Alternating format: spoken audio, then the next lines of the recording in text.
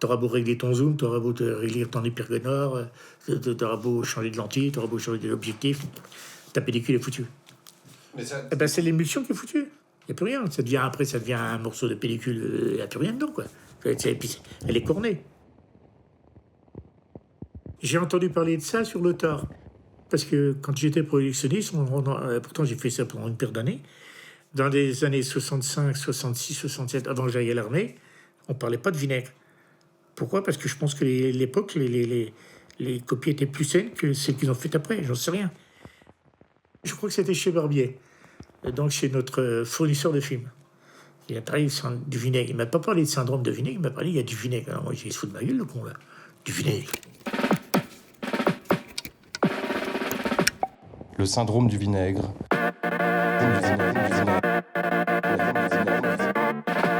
Un documentaire de Nicolas Drolk tourné à Nancy.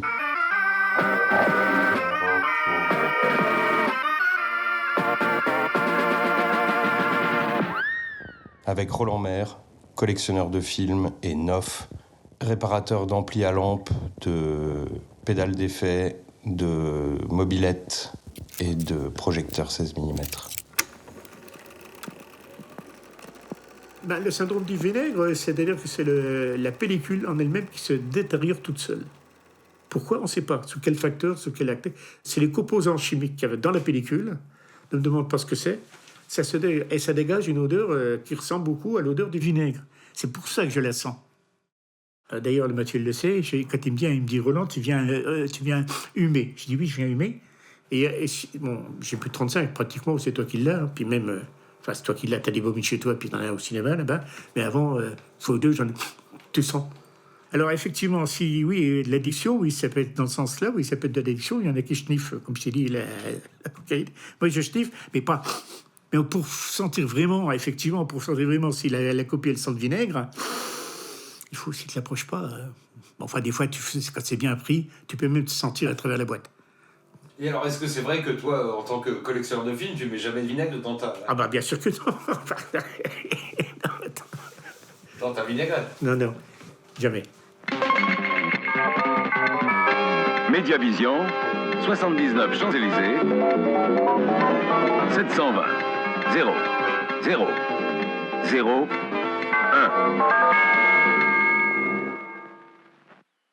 Un bon projectionniste qui se respecte a toujours le petit pinceau près du projecteur. Pas pour faire de la peinture, mais pour nettoyer le couloir de projection.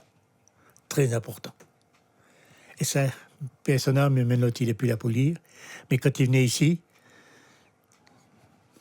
il regardait toujours s'il y avait le petit pinceau. Toujours avoir une grande boucle, hein. Très important. Donc là, il est prêt à tourner. Le son. Démarrage. Là. Ça comprime le film, tu vois. Encore un tour de clé. Là. Et on y va. Mais peu importe, je me fiche des préjugés. J'ai mis votre petit mot, vous êtes complètement affolé. Alors, c'est à cause de moi que vous partez? Oui. Je trouve ça terriblement existentialiste. Mais quelle terrible existence je vais mener loin de vous, mon Hélène. Bernard, je suis sûre que pour vous, Paris, c'est la clé du succès. Non, c'est un vieux truc, c'est Roger Nicolas, qui est mort. C'est comment on dirait, un burlesque de l'époque. Le film s'appelle Jamais 203. Alors, là, il est liftier. Et il a mis au monde le père, il a mis au monde 3 gosses. Des triplés. Et puis, il travaille, en fait, alors, c'est des histoires démodées. Hein. Tu passes ça au cinéma, t'as personne dans la salle. Hein. Mais vous me donnez les clés du 136, 137, 138 et 139. Tu vois, il vient de passer un collage. Alors, certains collages, il les prend. Hein. T'as vu, il l'a pris, celui-là. Bah, les pellicules, pour moi, au départ, c'était de l'acétobutyrate, pour prendre le bon terme. Le 35, hein. On est toujours dans le 35. Moi, j'aimais bien le manipuler, si ça répond à ta question. J'aimais bien regarder le côté émulsion, le côté à gratter. D'ailleurs, on apprenait, quand il y avait une coupure, on apprenait qu'il fallait les 4 perfos avant qu'il y ait un décalage sur l'écran. Hein. Et moi, j'avais le plaisir de dire au Roland, oui, bah, tu as fait un bon collage. Et donc là, ça, c'est ta table de ton atelier, où là, c'est là où tu fais tes c'est là où je colle, oui. Tu colles et t'enroules. Ouais. à la main, tout manuel. Faudrait que je nettoie. Faut que j'enlève tout ça, là. Faut nettoyer dedans.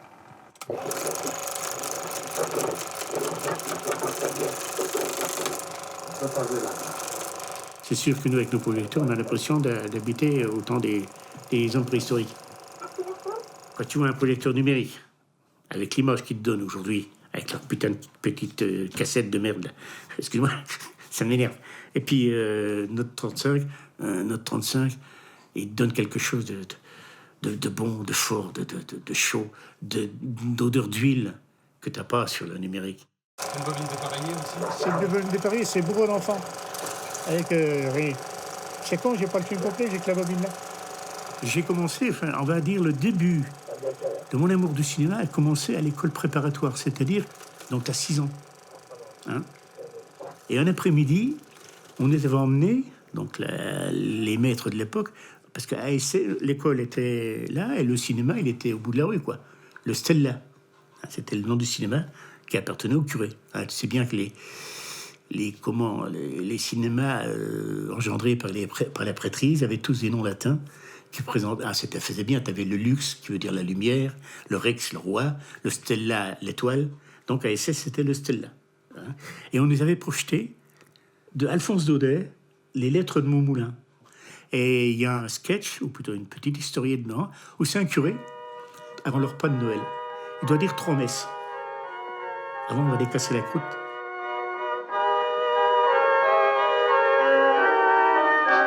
Je suis tout ému à la pensée que moi, pécheur indigne, je vais encore une fois célébrer les 3 messes basses devant toute la noblesse du pays. Mon révérend, monsieur le marquis vous fait dire qu'il sera là dans 5 minutes. Bien, nous l'attendons. Je vous signalerai son arrivée. Je vous remercie. Pourvu que ce brigand de cuisinier ait pensé à y mettre une pincée de pèbre d'ail. Oh, mais ils en ont mis, mon révérend. Ils en ont mis. Il y avait encore le bouquet sur la table. Mais du frais ou du sec? Oh, du frais, mon révérend, du frais. Ils sont allés le cueillir ce matin au fond du ravin de Rodoneo. Tenez, en voilà un brin. Sentez-moi ça, mon révérend. Ah, dire qu'il y a des gens dans le Nord qui ne connaissent pas le pèbre d'ail. Mais un civet de lièvre sans pèbre d'ail, ce n'est rien de plus qu'une crème à la vinasse. Donc, il dit sa première messe. Alors, il l'a dit à peu près bien, mais on voit des images, bon, déjà à l'épaule, en juxtaposé, tu vois, il y avait déjà des impressions. Hein, et il voyait déjà la dinde, le caillon. Alors, t'as les babines qui se lèchent. Il nous a montré par son exemple que la plus grande vertu chrétienne, c'est l'humilité. Ils en ont mis aussi dans les gélinotes. Des gélinotes? Qu'est-ce que tu me dis? Des gélinotes? Ouais, en fricassé. Oh, mais bien grasse, au moins. Tellement grasse qu'on se demande comment elle pouvait voler. Et la sauce? Non, parce que comment une gélinote dans les airs, ça vole tout seul. Mais dans un poêlon, il faut que ce soit accompagné, ça. Alors là, la sauce, le cortège, qu'est-ce que c'est? Des morilles. Ah, tu les as vus? Je les ai vus, je les ai même reniflés. Ah. Mon révérend, attendez une seconde. Tenez, sentez-moi ça. Eh? Oh, comme Dieu est grand dans ses plus humbles créations. Et puis après, on continue, mais c'est la deuxième messe, alors il a de plus en plus faim, puis alors il la boque. Il boque la deuxième messe, tu vois, il en que la moitié. Hein. Et puis après, on arrive à la troisième messe, alors là, c'est l'apothéose complète, alors là, il dit plus rien, il raconte des conneries, tout ça. Et puis alors, pour le punir, il y a le diable personnifié, un gros plan, il y a un moment donné, tu as un insert, comme il faisait Sergio Leone, il aimait bien les gros plans, les grosses têtes, les inserts, là, le visage, tu vois le visage d'un diable. Et j'ai vu cette image-là, et je l'ai encore aujourd'hui. Hein. Je la vois, ça prenait tout l'écran, hein, c'est un écran de cinéma, et moi, ça a fait tilt. Je me suis dit, ouais, c'est vachement bien. J'ai pas eu peur. Alors que mon petit frère, Jean-Pierre, qui était avec moi, il était traumatisé. Il a été des années, lui, sans le cinéma, mon frère. Hein. Mais j'ai dit, voilà, Roland, c'est cinéma, c'est magnifique. Une créature vivante qui, malgré une évolution de millions d'années, n'a pas changé, en dehors de toute passion, de toute logique. Elle vit pour tuer. C'est une machine à dévorer. Elle attaque et elle avale tout ce qui passe à sa portée. Comme si Dieu avait créé le diable et l'avait doté de mâchoires.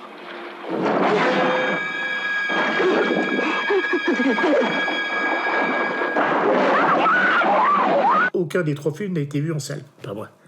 Il n'est pas vu en salle, parce que c'est l'époque où j'ai pratiquement plus au cinéma. Pourquoi? Mais j'avais plus le Pierre de droit qui me faisait des exonérés, qu'on appelait ça à l'époque, hein, un machin exonéré.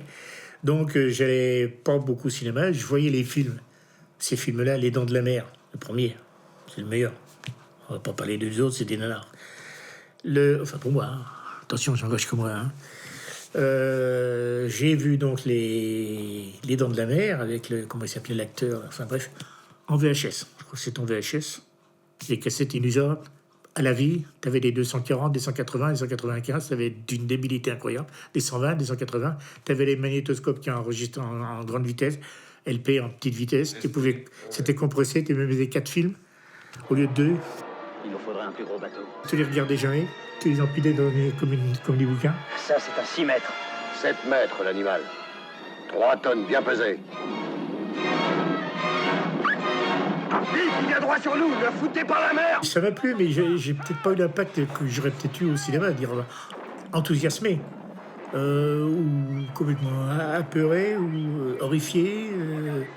Il y a un moment donné où on voit le grand plan d'un requin. Mais quand tu regardes bien le requin, ça va vite au cinéma, tu t'aperçois vraiment que c'est un requin en mousse. Il faut bien. L'idée du mal que l'homme se fait en imagination n'approche en rien la réalité que montrent Les Dents de la Mer. Le film à voir avant d'aller vous baigner. Bon, c'est sûr, un requin qui fait peur, bon, c'est pas un mégalodon, mais presque. Bon, le requin est sympa, quand il y a une dent qui hoche, il va chez le dentiste. J'ai 26 à la sortie sans ampoule, donc ça fera du 24 avec l'ampoule. Bah, normalement, oui. L'ampoule qui avait une claque dans la gueule. Oh, j'ai rien, il devrait biper le bordel. C'est con parce que le moteur il tourne maintenant. Ben oui, alors que l'autre fois il tournait pas du tout. Et d'origine, hein. C'était le condensateur. Oui, ça c'est les meilleurs. Elles tiennent bien. Hein. Le condensateur il avait pété, du coup ça avait niqué les transistors, mais là il voit bien là. Il part direct, il n'a pas besoin de. Il a l'air d'avoir de la pêche le bordel avant de. Oh, il a vu une paire de films. Moi aussi, mais. Les doigts, ah ben les doigts, ils aiment pas ça. Non mais je veux dire, si j'essaye de le ralentir, il ralentit pas quoi. Donc normalement je pense il devrait remarcher. Il a une bonne constance. Bah oui, il tourne régulier. Bon, si c'est une question d'ampoule, on la changera, puis c'est tout. Bah oui. Il faudrait pas que la deuxième, elle saute, parce que j'en ai pas 40. Bah j'ai 26 volts à vide, ça doit faire du 24 quand il y a le... C'est rond là, il faudrait une ampoule des camions, mais j'en ai pas là pour essayer. C'est des ampoules de bagnole. Il est où le chapeau du bordel là? Bah là.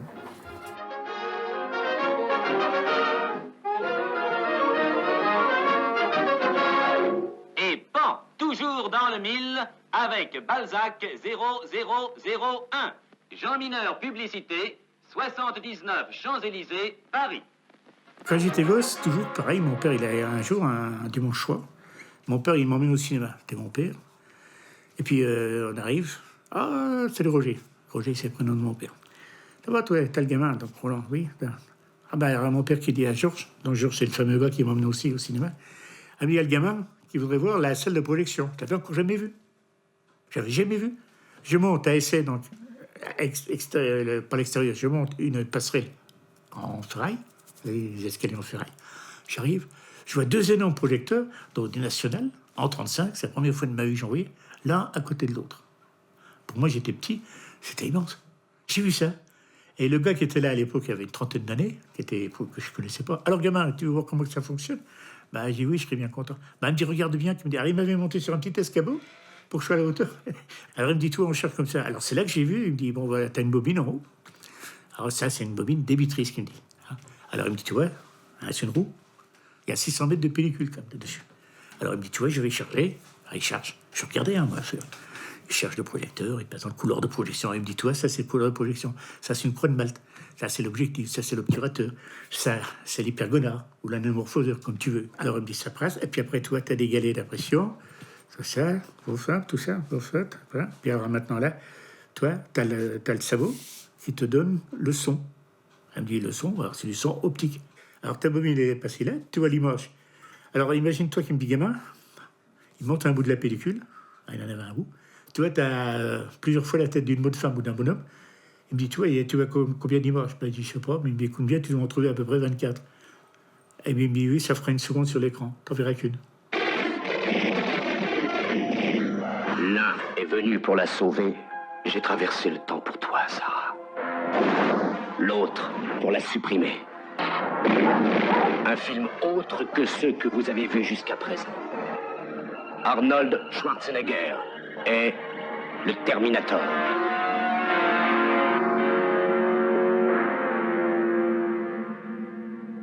Et tu le mets sur 30 secondes. 30 secondes. T'appuies, ça va, 30 secondes.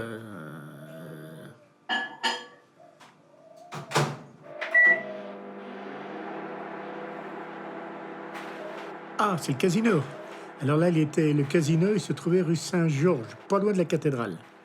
Il passait beaucoup de films de cow-boy à l'époque, et des films de, comme je t'ai dit autrefois, des films de péplum, et rarement des films érotiques. C'était un petit cinéma de quartier, tu vois, comme il faisait à la télévision avant, là, le Claude Mionnet. Et il passait des films comme ça, de seconde zone, beaucoup de films de cow-boy.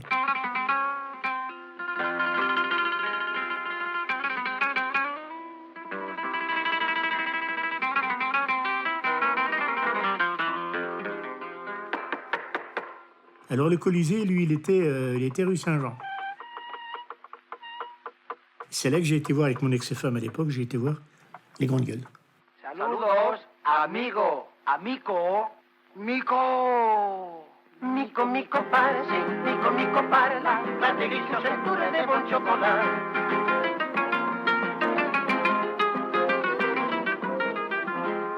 Et si vous voulez vraiment vous régaler, alors demandez Mico sans hésiter. Bon, Alain Delon, Big Guns, c'était pas trop mal non plus.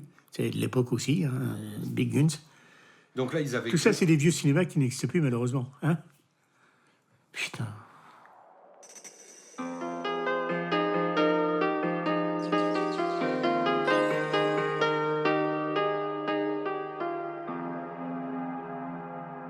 Il n'y avait pas les ordinateurs, il y avait encore moins les téléphones, il n'y avait pas les opérateurs avec les Netflix et compagnie, les Canal 7, les machins comme ça, et les gens maintenant ils vont plus au cinéma. Disque bleu, filtre, hein?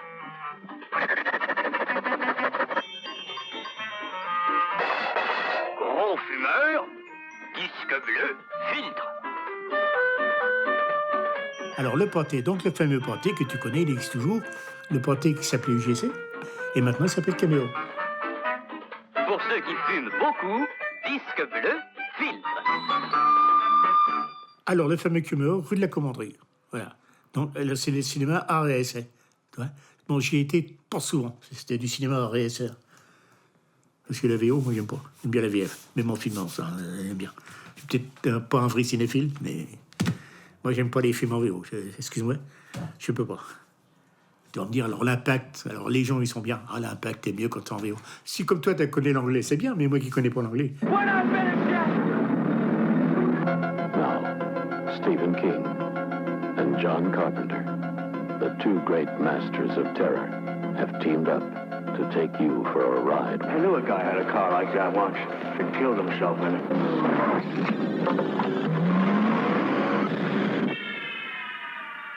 Christine, she's hell on wheels. John Carpenter, le fameux film pour moi qui me reste, c'est Christine. Christine, la fameuse voiture là qui... bon, c'est bien fait, bon, bah, bien sûr. Comment ils ont fait, bah, ils ont tourné à l'envers, c'est tout bête. Toi qui as compris, t'es du cinéma. Non mais, quand il y a la voiture, bon, il faut pas voir le trucage, il faut voir l'action, il faut voir le film en lui-même. La voiture qui a une pensée, qui est... putain, et l'autre, il est... son propriétaire, il en est tellement amoureux qu'il en devient fou, quoi. Je suis prêt à l'acheter quel que soit le prix. Combien vous en voulez? Fais-la démarrer.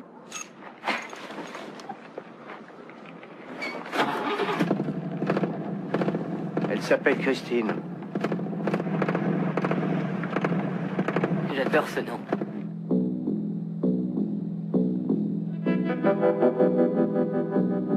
Et à la fin du film, elle est inviolable, elle est increvable, cette voiture-là, parce qu'elle sort en bloc.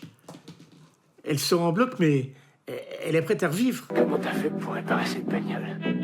Oh, juste beaucoup de boulot. Et voilà, c'est depuis qu'il a ramené cette voiture, il est vraiment obsédé par elle. Et il y a pire que cela. nous sommes allés faire l'immatriculation à la mairie, ils nous ont dit que l'ancien propriétaire était mort dedans. Les films qui m'ont transporté dans ma vie, je te l'ai dit, c'était déjà Les 7 mercenaires, un des premiers.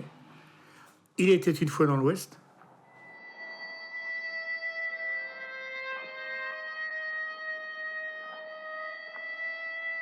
Qui m'a vraiment estomaqué. Pourquoi? Parce que c'est un metteur en scène qu'on ne connaissait pas. Bon, il avait fait avant le Colosse de Rhodes sous un pseudonyme, Sergio Leone. Le film était très bien, j'ai trouvé ça formidable. Pour moi, c'est un chef-d'œuvre. Pour moi. Il était une fois dans l'Ouest. Il est peut-être un peu long, il y a peut-être des longueurs, mais il y a, dans ce cinéma-là, la musique d'Ennio Morricone va avec, parce qu'il faut dire que Sergio Leone, quand il faisait tourner ses acteurs, il avait déjà la musique, il la mettait en haut-parleur sur le terrain.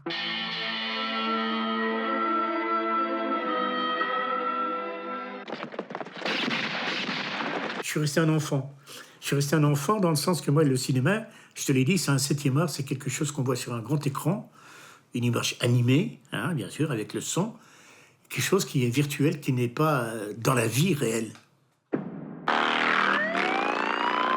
Et là, je fais quoi? Attends, j'ai une idée.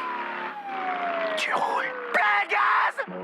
Bête, sans intelligence, sot, familier, bête comme ses pieds. C'est quoi son nom? Attends, je vais regarder dans l'annuaire. Ça commence par S... Sapin. Non. Soipin. Non. La mallette? Tiens, regarde dessus, là. Ah oui! Regarde là. Samsonite. J'étais vachement loin. Idiot, du grec idiotesse, ignorant, dépourvu d'intelligence, de bon sens. J'ai rien contre le cinéma intello, parce qu'il en faut. Bon, il faut des érudits. Il y a Costa Gavras qui vient de sortir à 83-84 ans un film qui s'appelle Le Dernier Souffle. Il paraît que c'est un chef-d'œuvre. Je sais pas, j'ai pas vu. J'ai vu L'Aveu, Z. J'ai rien compris dans les films. Je suis content que je les ai vus parce qu'il y a eu longtemps. Mais j'y comprends rien. Jim Carrey. Arrêtez cet avion! Non, monsieur, non, non! Ne t'inquiétez pas, je suis chauffeur de limousine. Moi, j'ai appris que le cinéma, c'était une distraction.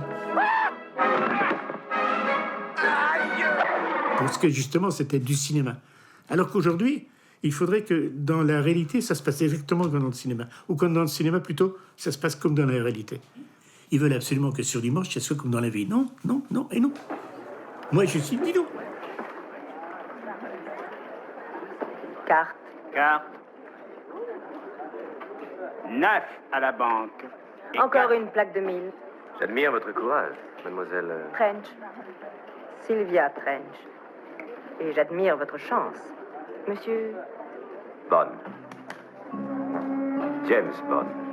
Monsieur Bond, je suppose que vous serez d'accord si je dépasse la limite. Aucune objection. Impossible, madame, ce n'est pas légal. En 1963, il est sorti le premier James Bond. Alors... C'est suivi, monsieur. Avec Sean Connery, Dr No, c'est le premier.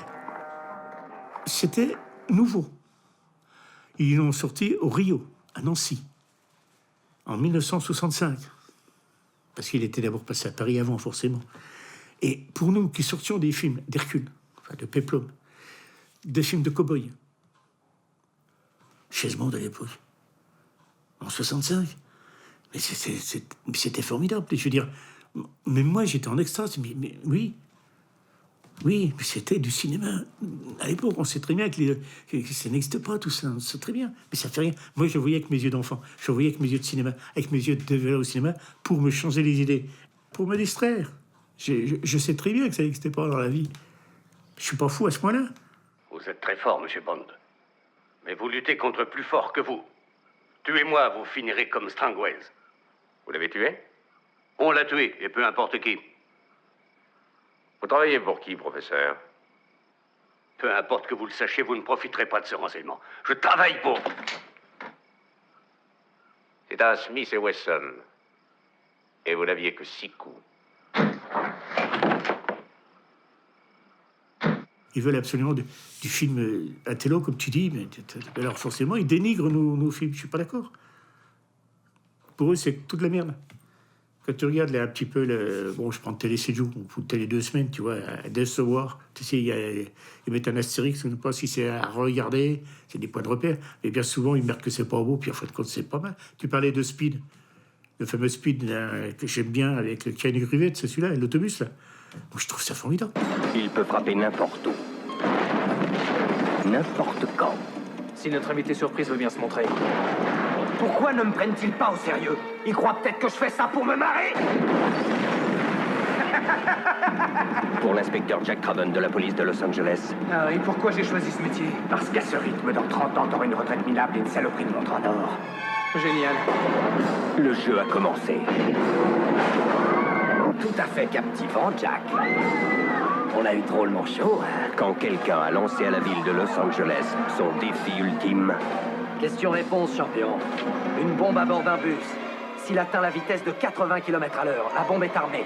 Si ensuite il ralentit, elle explose. Qu'est-ce que tu fais? Qu'est-ce que tu fais? Bien sûr, c'est du cinéma. On n'a jamais vu un autobus franchir comme ça. Ça s'est jamais vu, qui se casse la gueule. Mais non, dans le film, il passe. Et c'est ça qui est formidable. Dennis Hopper. Sandra Bullock. Question-réponse. Il y a un flic très en colère qui s'apprête à te trouver la peau. Qu'est-ce que tu fais? Réponds, qu'est-ce que tu fais? Speed. Passer à la vitesse maximum. Ils ont fait un deuxième Speed, qui c'est plus le même acteur, mais c'est toujours la Sandra Bullock quand même. Ça se passe pas sur un autobus, mais sur un bateau. Bon, bah c'est sûr, ils ont voulu faire quelque chose d'autre, mais ils sont plantés. Mais enfin, je l'ai bien aimé quand même. Du producteur qui vous a donné Piège de cristal et L'arme fatale. À la fin d'un siècle ravagé par la violence, une société d'ordre parfait verra le jour.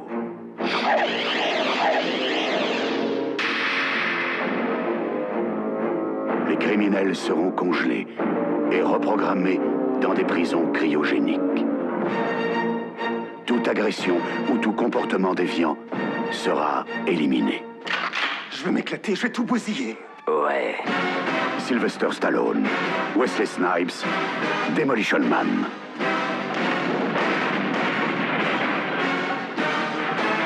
Attends, un futur, alors dans Demolition Man, alors le snippet, c'est Chaco qui dit un gros mot, pouf, il est un Non, mais moi je trouve ça formidable. Filez-moi une Marlboro. Oui, bien sûr, tout de suite. Qu'est-ce que c'est, une Marlboro? Une cigarette, n'importe quelle cigarette.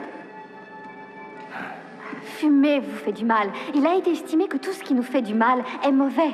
Donc interdit. Alcool, caféine, viande, sport de contact. Vous foutez de ma gueule. John Spartan, vous avez une amende d'un crédit pour infraction au code de moralité du langage. Qu'est-ce que c'est que cette connerie? John Spartan, vous avez une amende d'un crédit pour infraction au code de moralité du chocolat, langage. essence, jouets non éducatifs, nourriture épicée.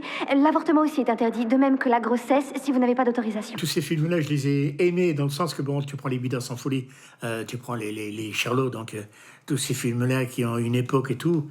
Moi, une époque que j'ai adorée. Moi, j'ai adoré parce que, toi, t'as pas fait du service militaire. Moi, j'ai fait un service militaire. Mais c'est vrai qu'il y a Jacques Dufilo qui fait dans ces acteurs-là, les Charlots. Bon, malheureusement, ils sont tous morts maintenant. Même le Jean Sterus, là, il vient de mourir il y a pas longtemps, le dernier. Moi, je trouve ça, c'est bien parce que ça se marie pas avec le réel. Alors, les enfants, la soupe est bonne? Non, elle est mauvaise. Ah, je vous ai pas demandé si elle était mauvaise, je vous ai demandé si elle était bonne. Elle est excellente. Non, elle est dégueulasse, ça fait 20 ans que je la goûte. Je la connais, ma soupe. Enfin, encore 7 mois, et la pêche à la ligne. J'ai jamais vu un bidas, bon, moi j'ai plus de cheveux, d'accord, j'ai jamais vu des bidas comme ça, avec une touffe, comme toi, avec un béret sur la tête, tout, hein. Le beau roi Henri IV décida que les Français pourraient manger tous les dimanches quelque chose de délicieux. Et qu'est-ce que c'était? Qu'est-ce que c'était? Ballonnard! Du banania. Banania. T'es pas riche, mais mes parents, quand même, de temps en temps, ils faisaient un extra. Ils nous achetaient du banania, donc le chocolat en poudre. Et sur les boîtes en carton de l'époque, il y avait un petit point. Un point. En rouge, je me rappelle, rouge. Et tu collectionnais ça. Et quand tu avais 16 points, tu collais tes points, il fallait que tu joignes.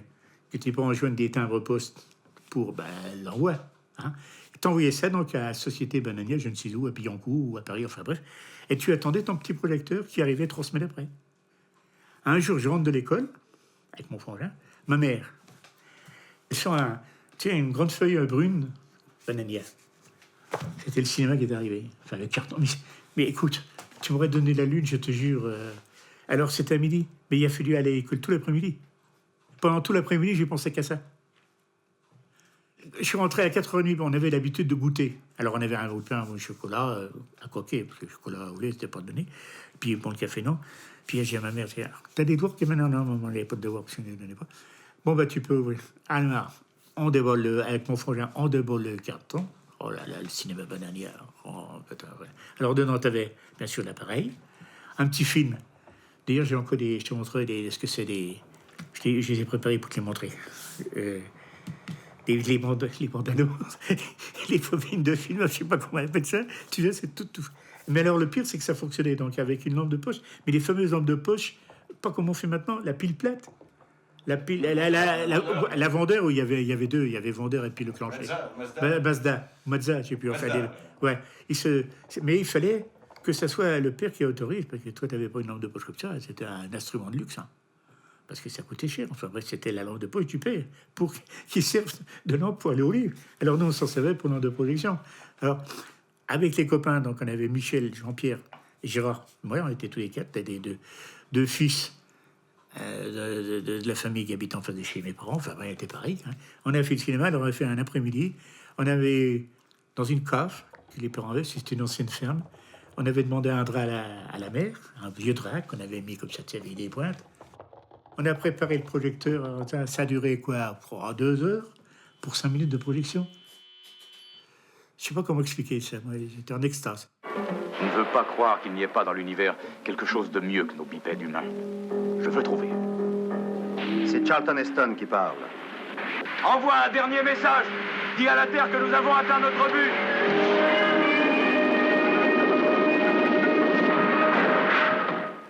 Le monde inconnu qu'il découvre dans l'espace défie tout ce que l'esprit peut concevoir. Quand il est sorti, le dessin avec Charlton Heston, le premier, en 68, justement en 1968, il est sorti le premier. J'ai été voir le film. Ça commence, tu te montres, bon, la fusée qui s'en va, il parle. Puis après, avec le rodateur, il se rend compte qu'ils sont en l'an 3000, je ne sais plus combien, mais il n'y a qu'à la fin du film qu'on sait qu'ils sont sur Terre. On s'en doute. D'ailleurs, pour le tournage, ils ne vont pas aller ailleurs que sur Terre, on est d'accord. Hein, mais... Alors, il y a une petite pousse, là. Puis à la fin, la statue de la liberté, là, qui est à moitié immergée, moi, j'ai trouvé ça formidable. Je ne vous ai pas encore dit que le tribunal vous a confié à ma garde pour que je dispose de vous en dernier ressort. Est-ce que vous savez ce que ça veut dire? Non. D'abord, l'émasculation. Ensuite, chirurgie expérimentale sur les centres de la parole dans les lobes de votre cerveau. Vous deviendrez en quelque sorte un mort-vivant. La planète des singes fait exploser les frontières de l'imagination.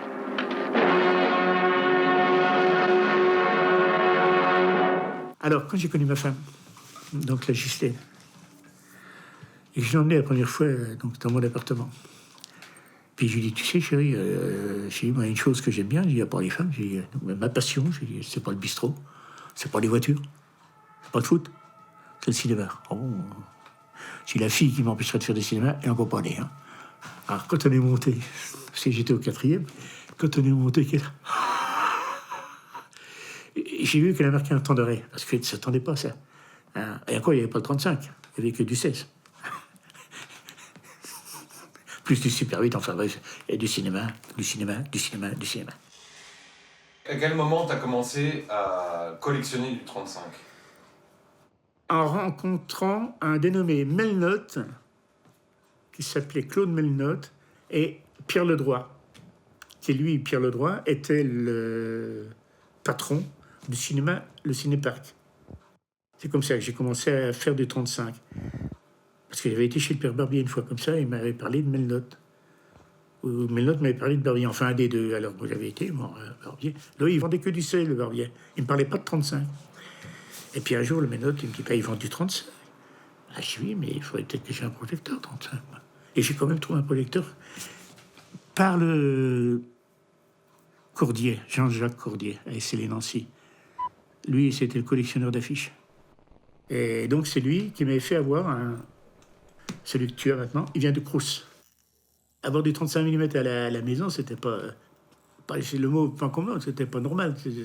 Le cinéma était là pour avoir les copies. Chez toi, t'avais pas le droit. Enfin, t'avais pas le droit, c'est pas le mot. On pouvait pas concevoir du 35 mm à la baraque. Tous ces projecteurs-là étaient faits en 380 avec la force. Hein, il fallait la force. Triphasé, voilà, excuse-moi. Il fallait triphaser 380. T'as pas le droit de l'avoir, toi, chez toi, à moins que tu aies une justification.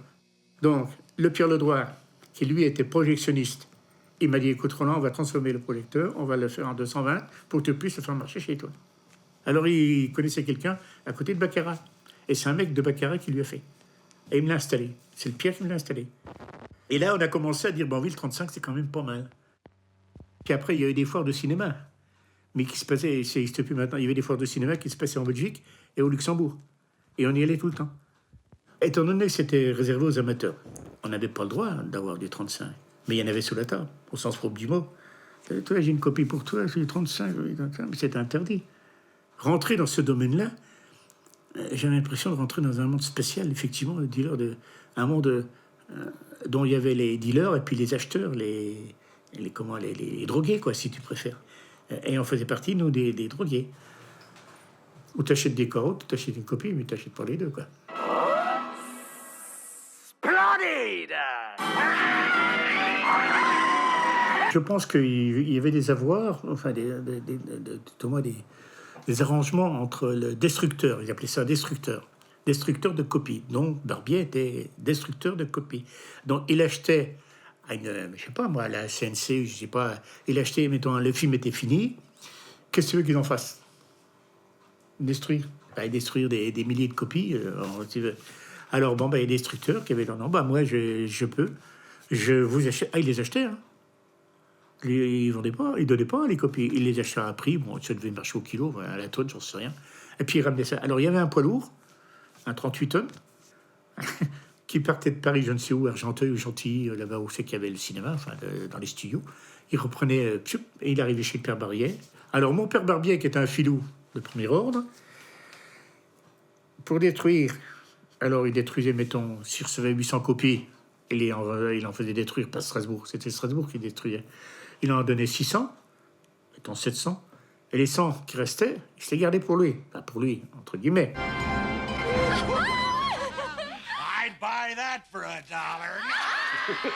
Qu'est-ce qu'il faisait après? Alors, il appelait d'abord ses copains.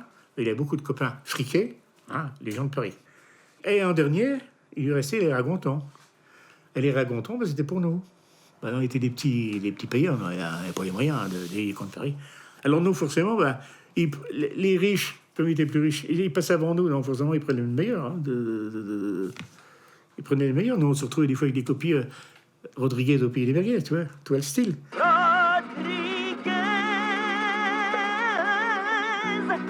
Au pays des merguez, où l'honneur, ça vaut plus que le pèse. On y allait. Bon, alors on se chargeait, alors il avait son papier. Bon, monsieur Maire, alors je lui disais, voilà, je prends ça. Tac, tac, tac, tac, tac. Alors, au téléphone, il m'avait dit 500 francs. Hein. Et là, le jour où on y était, c'est 100 francs. Tu vois, ça avait... Comme les cours de la bourse. C'était vachement bien pour nous. Une fois, on y arrivait avec le Pierre Ledroit, justement, on était dans son fief, là, dans son ancienne chapelle, qui était une chapelle qui était dans le temps au duc du je ne sais quoi. Il avait racheté la baraque, il y avait une chapelle attenante. Bon, il disait pas la mettre, lui, c'était pas son truc non plus. Lui, ça lui servait. Il avait enlevé tout ce qui était religieux et il avait mis, c'était son entrepôt de copie 35. Alors on disait toujours, on va dans la chapelle. Alors l'emmerdement, c'est que quand tu allais chez lui, avec le Pierre Ledroit, il nous donnait rendez-vous tout le temps à 15h. Pourquoi 15h? Parce qu'il faisait la sieste. Bon, à cet âge-là, il faisait la sieste. Bon, on arrivait avec le Pierre Ledroit, on partait à 2h, on lui faisait une petite heure tranquille pour aller jusqu'à Rambervillers. On arrivait chez lui, bon, il commençait à te recevoir les premiers temps dans le salon, ça fait ronflant, ça fait pro. Puis après, dans la cuisine, carrément. Alors, c'était mieux. Toi, la cuisine, c'était plus simple. Et puis, il parlait. Puis d'un seul coup, il était 4h30, 5h. Il avait encore pas été au copier. Alors, moi, ça m'énervait. Pourquoi? Quand c'était en été, comme maintenant, ça allait. Mais quand c'était au mois de décembre, et puis qu'il fallait aller, il n'y a pas de lumière. Il n'avait jamais installé le courant. Alors, il y allait avec la lampe de poche. L'autre, j'ai regardé, mais c'est pas du tout fait pareil. Il est plus ancien. Ouais, c'est un bohème, mais il est plus ancien que celui-là. C'est les deux mêmes. Faut que je comprenne comment il marche l'autre. C'est pas foutu par. C'est pas. La carcasse elle est la même, mais le moteur n'a rien à voir. Ah ben non, c'est les emballages qui sont pas tout à fait les mêmes. C'est les mêmes constructeurs, c'est un Boer tous les deux. Mais celui-là, il est plus vieux. Ouais, mais il est plus lourd, putain. Et comme un con, j'ai plus le cache du chapeau, comme on dit. Je l'ai plus, je l'ai jeté comme un con, je l'ai pas retrouvé. J'ai jeté ça. Le fait que je le mais cherchais. celui-là, c'est des ampoules à la con. Ouais, c'est encore les grosses couilles, comme on dit. Tu sais, les... Ouais, les...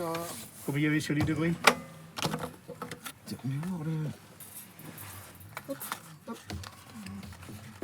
Ouais, c'est pas une dichroïque, c'est l'ancien système. Oui, alors toi, pour ton appareil 35, tu sais que j'ai vu le comment. Quoique. Non, c'est pas les plus durs à trouver, ceux-là. Ah, bah c'est des comme ça, j'en ai des comme ça. Elle fait combien? Elle fait 250. Oh. C'est parce que t'as sur ton 35. Comment le pise dans le pouls, je me suis même plus. Non, c'est autre chose. C'est autre chose? C'est plus un truc, c'est une dichro comme ça, à peu près. Osram, Germanie, 24-250. Oui, c'est ça. C'est pareil, c'est le même transfo. Hein. De toute façon, c'est les mêmes de bazar. Oui, alors justement, sauf ton que transfo, comment ça serait ton transfo qui te donne pas le sens du 35? Apparemment, ouais, c'est le transfo qu'on voit pas. Un transfo, tu peux en piquer un sur un vieil ordinateur. Pas sur un ordinateur, sur un ampli.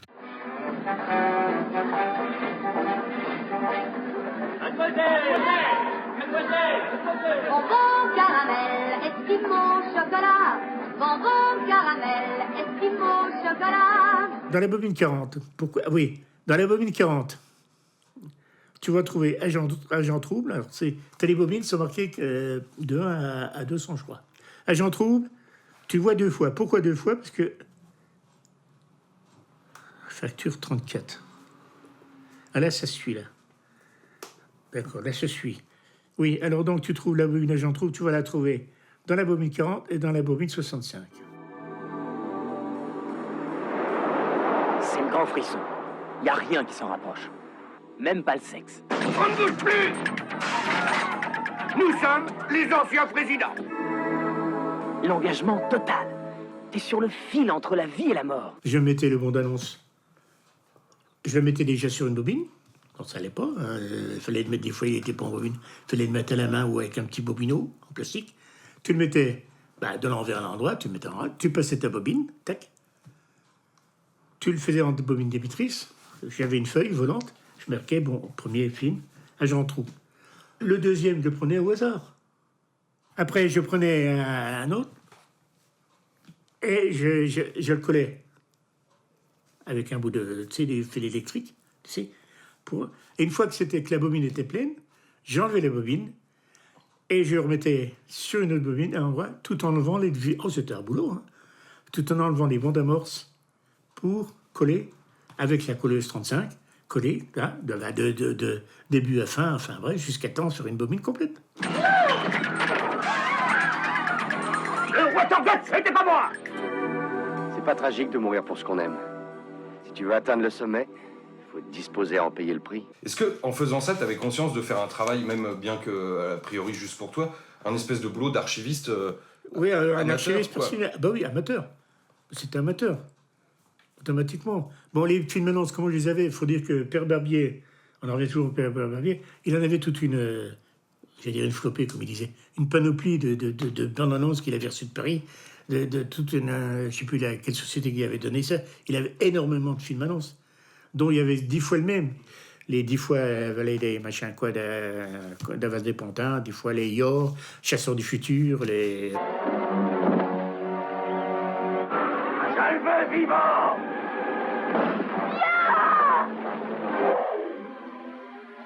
Pourquoi Yor a-t-il risqué sa vie pour eux?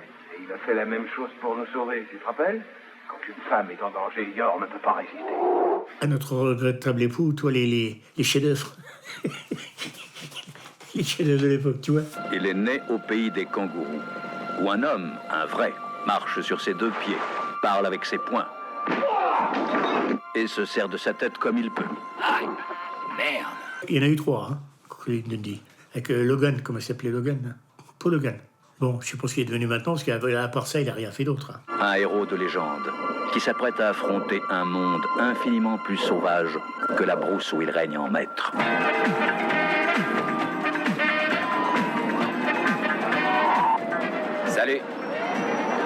John dit, je viens d'Australie. Ça flotte? Très bien, voyez-vous. Oui, je crois qu'on peut avoir la Passe 2 ou 3 jours ici. On se tape une bière, d'accord? C'est un peu comme, tu sais, à une époque beaucoup plus loin, quand Johnny Weissmuller a fait son Tarzan, il en a fait un, il en a fait 2, 3, 4. Bon, c'était Tarzan, c'était Johnny Weissmuller. Mais le dernier, Tarzan à New York, non, ça va pas, ça. Alors, New York vous plaît? C'est un vrai asile de fous, cette ville. C'est pour ça que je l'aime. Je me sens dans mon élément. Salut! Excusez. Salut. Oh. Alors, j'ai vu justement un film comme ça avec Gordon Scott, qui était quand même un culturiste, qui dans les années 60, a fait un Tarzan moderne. C'est tout juste s'il n'y avait pas la télécouleur dans sa cabane. Tu vois le genre? Hé, mon père, qu'est-ce qui se passe? C'est Moki qui fait encore un film, Moki? Oui. Non, c'est pas vrai. Si. Mais un film sur quoi? Sur le cul, mon fils. Oh, le saligo. Il a osé. Hé, attendez-moi. J'aime bien Jean-Pierre Mocky, tout dépend des films. Et celui-là, il s'en est plaisir, il est un peu con. Enfin, à mon sens. Non, mais Jean-Pierre Mocky, je l'aime bien dans La Grande Lessive. Leur fait une queue de poisson. Arrête. Quoi, arrête? La queue de poisson. T'as raison, on va les filer. Bien pensé, Barbic. Tout est là. Marinella, reste encore dans mes bras. Le Bourvil, à l'époque, il empêchait les gens de projeter pour... Alors, bien sûr, il y a Jean Poiret qui prône la télé, c'est le directeur. La télé couleur, on parle des balbutiements. Nous avons une mission. Une mission? 40 toits, ça te dit rien? 40 toits?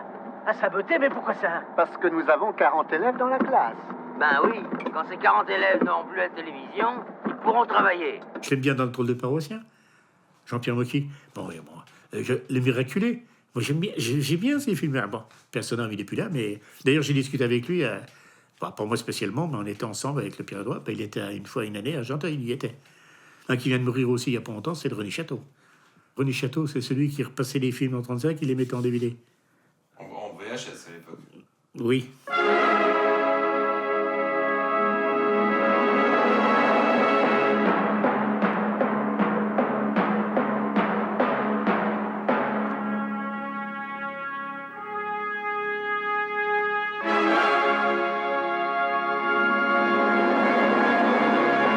Et j'ai fait donc mes armes dans la police à Paris. Il fallait faire le stage. J'ai commencé par Sens. École de police de Sens. Oui, école de police de Sens, mais ça a axé beaucoup sur le CRS. Et moi, les CRS, j'ai pas fait pour taper sur la gueule des gens. Je serais plutôt mes 68, toi. Mais... non, mais ça, bon, ça, c'est du passé, de toute façon. Puis aujourd'hui, quel est le jeune aujourd'hui qui veut être flic? Étant donné qu'à Paris, à l'époque, c'était comme à Nancy, même plus, il y avait plein de petits cinémas de quartier. Le cinéma était permanent. Tu pouvais rentrer à 10h du matin dans une salle de cinéma, puis en sortir à minuit. Bon, t'avais vu le film 4-5 fois, mais ça fait rien, tu payais qu'une fois. Voici le popcorn bas. Du popcorn enrobé d'un rien de caramel. Popcorn bas, de petits morceaux de nuages. Popcorn bas de Balzen, la grignoterie pas plume. C'était mon boulot. Que fait un mec dans les pompes funèbres, il enterre les morts. Hein. Toutes formes de morts, hein. Les suicides, les crimes, les coupés, enfin bref, tout ça, les gens qui tombaient, qui se mettaient sous le train, enfin bref, tout ça, j'ai fait tout ça de la barbaque. Quand je rentrais chez moi, je prenais un petit café, qu'on quitte à 5h15. Hein. 5h15, j'avais fini ma journée, ma femme, elle était au boulot, parce qu'elle faisait les femmes de ménage à la DDE. On se voyait que le matin et le soir. Je rentrais ici, j'étais donc tout seul, parce que ma fille était partie, elle était avec son copain. Qu'est-ce que je faisais de Roland? Comme moi, je vais pas au bistrot. J'étais dans le cinéma. Et pour moi, le cinéma, c'était la biche-souris, la biche-souris, la jouvence de la biche-souris, tu vois, le bien-être, plonger, humer, toucher la pellicule.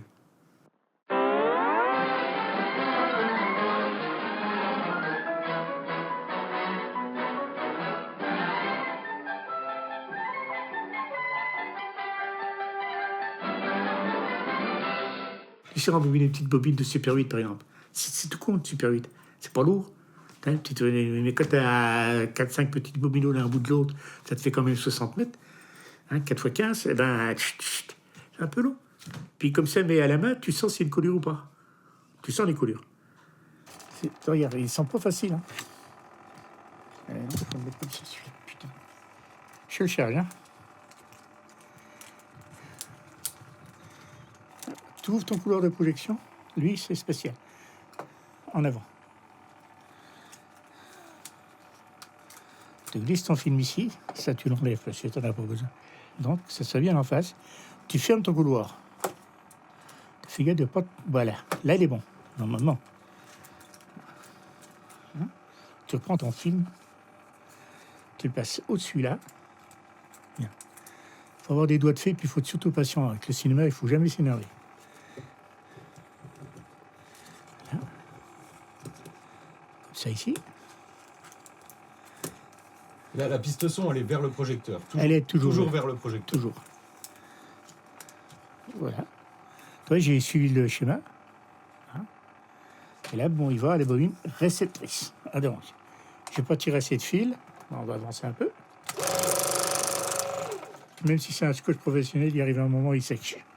C'est sûr que c'est pas du scotch prisonnier qu'il faut mettre, mais même si c'est du scotch professionnel que tu m'as donné. Hein, tu m'as donné, je me rappelle, j'en ai encore d'ailleurs. Et il arrive un moment, même ceux-là, il sèche. Il ne peut rien y faire contre le temps. On est prêt? Non, on n'est pas prêt. On y va?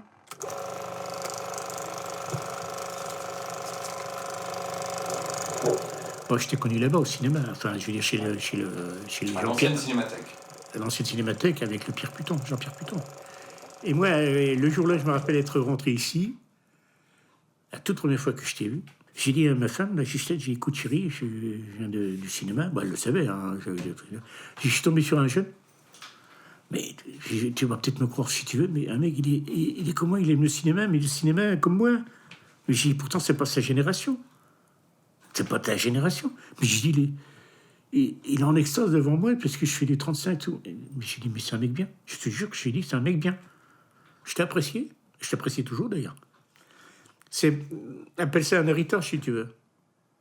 Quand moi, j'avais 40 ans, voire 50 ans, qu'on allait chez Père Barbier, qui avait à l'époque, lui, 75 ans, lorsque j'ai eu maintenant, qui me disait, vous savez, monsieur Maire, parce que lui, il avait une salle aussi, il avait installé une salle dans sa maison là-dessus, avec de beaux projecteurs bleus.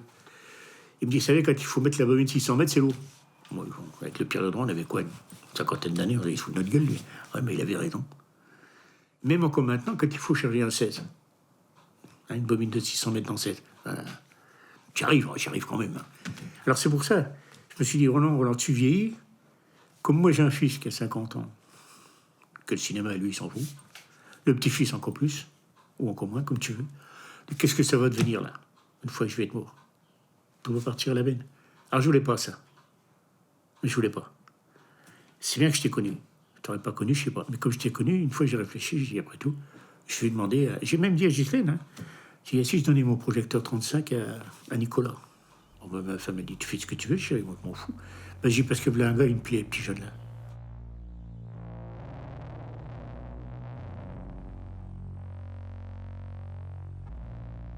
C'est une façon de faire perdurer mes films.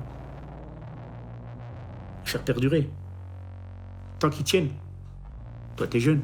T'as l'espoir devant toi. Moi, je suis au bout du rouleau. Moi, comme disait Gabin, je suis à l'automne de ma vie. Hein?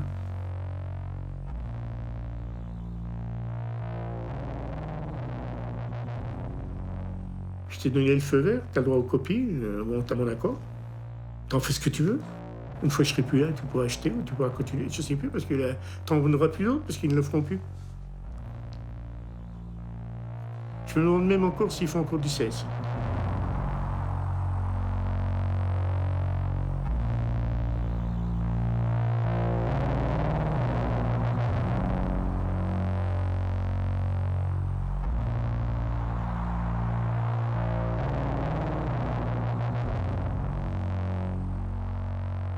Vous avez écouté Le Syndrome du Vinaigre, un documentaire écrit, réalisé, monté et mixé par Nicolas Drolk. Vous avez entendu des extraits des films et des bandes-annonces suivantes. Les Lettres de Montmoulin, Marcel Pagnol, 1954. Les Dents de la Mer, Steven Spielberg, 1975. Terminator, James Cameron, 1984. Christine, John Carpenter, 1983. Il était une fois dans l'Ouest, Sergio Leone, 1968. Dumb and Dumber, Peter Farrelly, 1995. James Bond 007 contre Dr No, Terence Young, 1963. Speed, Yann de Bont, 1994. Demolition Man, Marco Brambilla, 1993. Les Bidas en folie, Claude Zidi, 1971. La planète des singes, Franklin Schaffner, 1968. The Mask, Chuck Russell, 1994. Robocop, Paul Verhoeven, 1987.